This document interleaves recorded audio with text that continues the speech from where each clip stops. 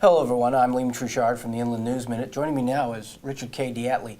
He's the courts reporter here at the Press Enterprise and PE.com, and we're talking about the Albert Greenwood Brown case. And Rich, if you could fill in those who don't know what's going on here. Well, in 1980, Albert Greenwood Brown kidnapped, raped, and strangled Susan Jordan. She was a 15-year-old Riverside High School student. And one of the more disturbing aspects of the case is during the evening, while her police and her parents were searching for her, Brown, using Susan Jordan's personal effects, called the family home and actually taunted her mother and said at one point, "You will never see your daughter again."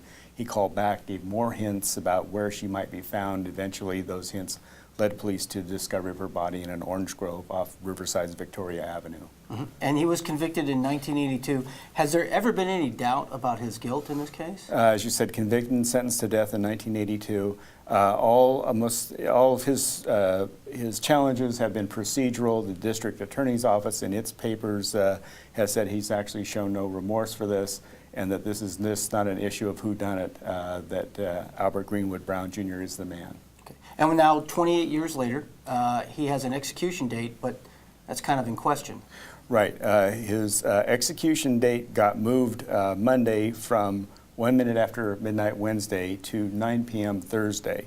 That was because he faced a possibility of a time frame of filing an appeal for a state court decision, and Governor Schwarzenegger realized that at some point and gave him a short reprieve until that 9 p.m. Thursday deadline. But now that works against some other things too.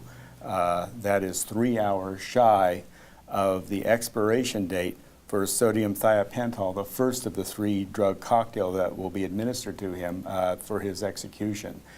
State guidelines are strict about this, of course, that an out-of-date drug may not be used.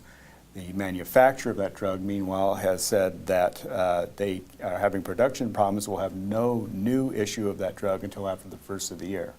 Now, there's also some court cases that are happening right now that are affecting this case, correct? Right.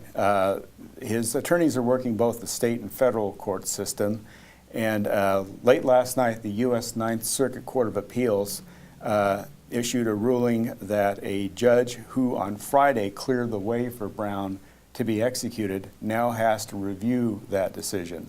The appellate court said Judge Jeremy Fogel, he's in San Jose, did not give enough review to the California procedures, the new ones instituted at the end of August versus the older procedures they replaced.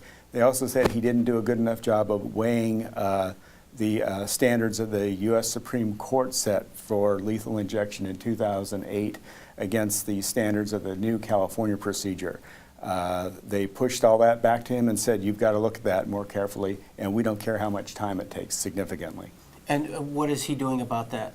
He asked during the mid-morning hours all the attorneys involved to file briefs within 6 hours of that posting. That would make them get those paperwork into him by mid or late afternoon. Nothing on his docket indicating whether he's going to have a hearing or simply issue a decision based on the paperwork, and nothing indicating when he's going to do that. But obviously this is a ticking clock case. It's very critical. And no matter which way he decides, there will be further action. Whatever side doesn't prevail, you can count on it will appeal back to the U.S. Ninth Circuit and perhaps beyond to the U.S. Supreme Court, depending on what the decisions are about. Now, this case takes on a little bit more meaning for you. Besides covering it, you are actually scheduled to be a witness to the execution. Right. The usual media witnesses for the actual execution usually includes a wire service and then a reporter from the paper of record.